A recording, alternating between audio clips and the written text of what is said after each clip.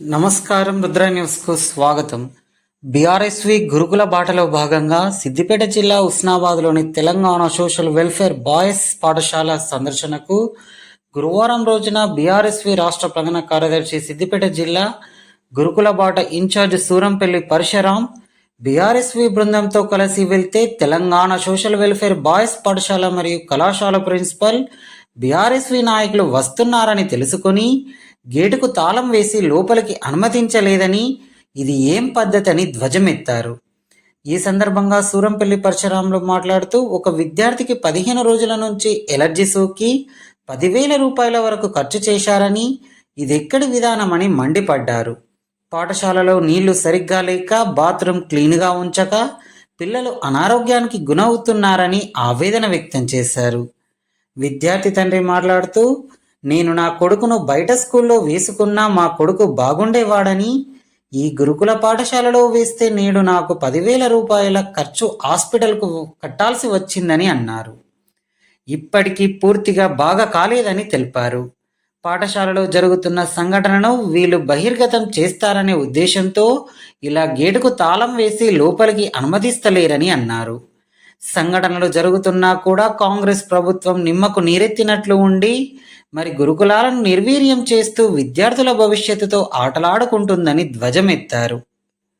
అలాగే రాష్ట్ర ప్రభుత్వం బీఆర్ఎస్వి విద్యార్థులు వస్తున్నారని లోపలికి అనుమతించొద్దని కాంగ్రెస్ ప్రభుత్వం కలెక్టర్లతోటి సమావేశాలు జరిపి కట్టడి చేసే విధంగా వాళ్ళ చర్యలు కొనసాగుతున్నాయని అన్నారు. ఈ కార్యక్రమంలో అక్కన్నపేట బీఆర్ఎస్వి నియోజకవర్గం ప్రధాన కార్యదర్శి గద్దెల రమేష్, అక్కన్నపేట మండల అధ్యక్షులు పుల్లూరు అమర్షాం, ఉస్నాబాద్ పట్టణ అధ్యక్షులు బొజ్జ హరీష్, శ్రీనివాస్, బీఆర్ఎస్వి నాయకులు తదితరులు పాల్గొన్నారు. మేడం, ఈ పాఠశాలలో సమస్యలు ఉన్నందువలన మీరు గేటుకు తాళం వేసుకున్నారు.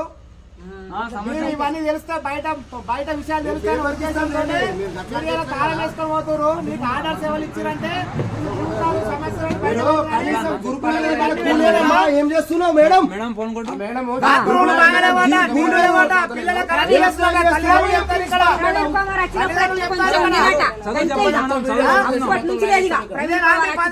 మీరు చేసే మెయింటెనెన్స్ నీళ్ళుండయా అంటే పట్టించుకోరా మేడం? బాత్రూమ్ క్లీన్ చేయరా? మీ పిల్లలకు అట్లే అయితే అట్లే ఉంటారా మేడం? మీరు ఏ వ్యాధులు, ఎన్ని వ్యాధులు, జ్వరాలు, అందుకు ఇప్పుడు నేను రోజులు అయినా తీసుకుపోయి 10 రోజులు అయితే తీసుకుపోయి అన్ని ముక్కులు ఇక మొత్తం సర్ది, నీళ్లు లేవట, మొత్తం ముక్కు మొత్తం వాసిన ఎర్రగా అయింది, పుండు అయింది, మొత్తం వ్యాధి క్షేపిస్ మున్నటి దాకా మచ్చలు ఎప్పుడు మున్న ఇగో ఇప్పుడు మొత్తం ఘోరంగా తీసుకుపోయి మొన్న 10 రోజులు తీసుకోపోయి.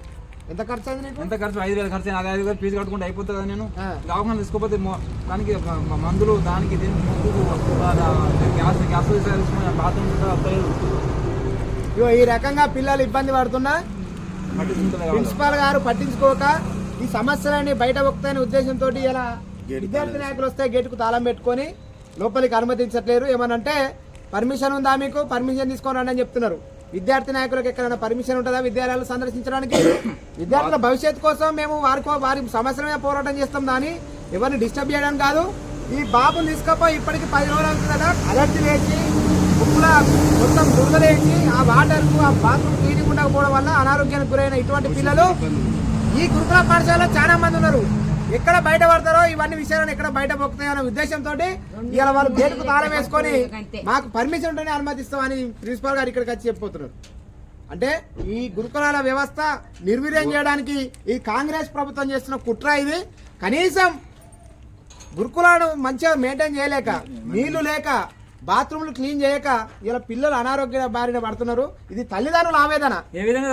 తల్లిదండ్రుల ఆవేదన. ఎడ్యుకేషన్ ఎడ్యుకేషన్ రాదు కదా, వాళ్ళు ఎట్లా చదువుతారు? మనశ్శాంతి ఉంటది కదా, చదువు ఎట్లా అప్పుతుంది? ఇది ఇక్కడ పరిస్థితి. ఉస్నాబాద్ లోని Telangana social welfare residential school and junior college Husnabad. ఇది ఇటువంటి ఈ స్కూల్లో ఇటువంటి పరిస్థితి ఉన్నది. తల్లిదండ్రులే స్వయంగా చెప్తున్నారు. ఇక్కడ 10 days అయితే తీసుకుపోయి 10 days కి వాళ్ళు తీసుకొచ్చిన మనకి 5,000 ఖర్చు అయింది దవాఖానలో.